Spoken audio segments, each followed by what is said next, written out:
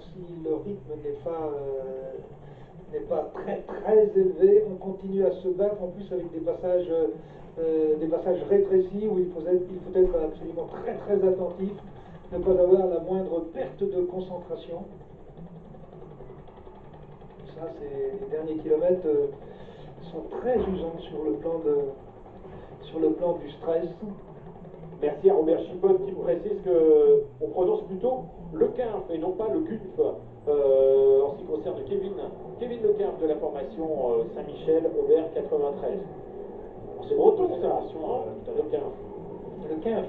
Ah, vous n'êtes pas sûr, j'ai peut-être dit que... Je ne suis pas certain. Non. Bon, alors on cherchera, on lui posera la question. En tout cas, on a fait la connaissance. Pas tout de suite, Cédric, n'allez pas le voir, s'il vous plaît.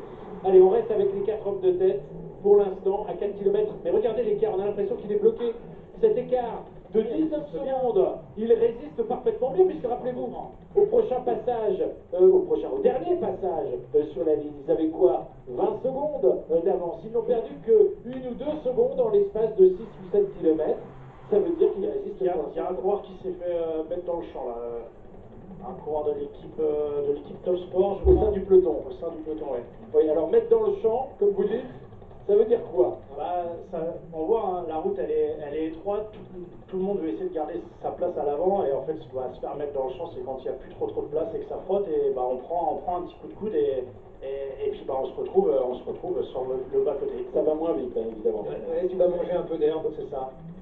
Un peu plus d'herbe, voilà, effectivement. Alors, là, il y a 18 secondes. Hein. Alors, il faut imaginer qu'avec moins de 10 secondes au kilomètre, ils sont battus. D'accord. Ça, c'est un théorème que... oui. Ça finit à 70 devant, alors qu'eux, ils peuvent faire que 55, quoi. D'accord. Donc, vous voyez que c'est pas... effectivement, c'est anodin que cela, cette réflexion de Cyril Pinard. Et il y a des attaques, hein, en tête du peloton, on voit des coureurs qui essayent de déjouer les plans des sprinters. Et notamment, un coureur de l'équipe Delco qui vient de sortir. Je me demande si ce n'est pas Brent. Non, c'est pas un coureur de l'équipe Delco.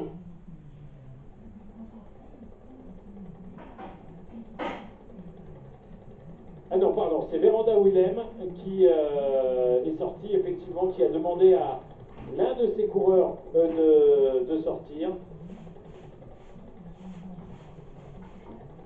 Alors, sur la vue d'hélicoptère, c'est pas évident de reconnaître. Et peut-être, et le maillot bleu, en l'occurrence, c'était un maillot de l'équipe Wanty, groupe Gobert.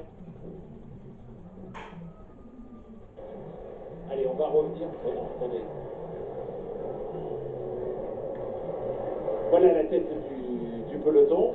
Bon, il y a une contradiction entre ce que j'entends dans mes oreilles et ce que je vois à l'image. Donc, à l'avant de la course, on a 2 coureurs qui sont sortis. Romain Compost se fait distancer des hommes de tête et il y a des coureurs qui ont attaqué en tête de course. Hein. Oui, est-ce que vous avez pu les identifier? Il me semble que c'est un coureur vous l'avez identifié tout à l'heure, de Véranda, mais nous sommes un peu loin pour vous dire exactement les coureurs. Mais ça peut désorganiser très bien le peloton. C'est le cas, on est un coureur de chez Wanty. Un coureur de chez Wanty. Oui, donc les informations étaient bonnes. Et pardon, le troisième? Ce serait pas un AG2R? Non, c'est Véranda Williams, ça serait pas Sean Deby, un très bon coureur qui a fait 5e hier, il me semble. C'est étonnant, oui, parce que c'est un bon sprinter qui est sorti du peloton. Ouais, mais c'est un très fort rouleur, il est capable, lui, de fausser compagnie dans un final un peu difficile comme aujourd'hui.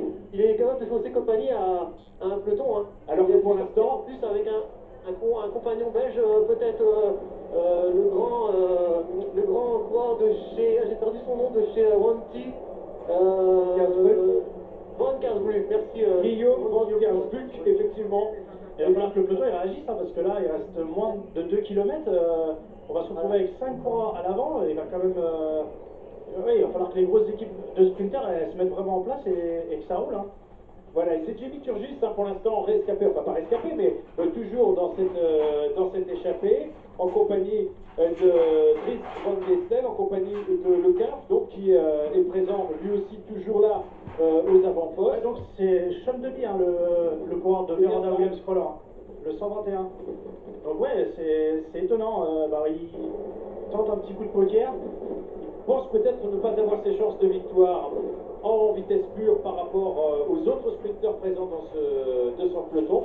Et vous l'apercevez ici en première position avec le maillot bleu, enfin il vient de s'écarter pour laisser la place à l'un de ses compatriotes de la formation Wanty Groupe Gobert. Mais non, ça va rentrer, ça va rentrer. Donc là, on a l'équipe Vital Concept qui prend les choses en main. Et elle a senti le danger, cette équipe Vital Concept. Et on salue notre ancien consultant Jérôme Pinault qui regarde bien sûr ce final d'étape. Lui, notre ancien consultant, désormais manager de cette nouvelle Il formation. reste 3 équipiers pour Brian Cocard, 2 pour Rudy Barbier. Donc aujourd'hui, de ce que j'en vois, on va clairement se diriger vers un sprint pour Rudy et non pas pour Samuel Dumoulin. Samuel Dumoulin qui est l'autre coureur rapide de cette équipe AG2R à la mondiale, mais pour l'instant c'est la formation Vital Concept qui reste au commandement. Avec Brian Cocard qui est en 3e position. Il y a encore 2 équipiers. On a dans la route de Brian Cocard Enrico Barbine apparemment. Et Marc Sarro aussi qui est bien placé, qui n'a pas d'équipier mais qui est là en 6e position. Effectivement, une fois de plus, il n'a pas trouvé, j'ai l'impression, et voilà le passage pour le technique. remonter.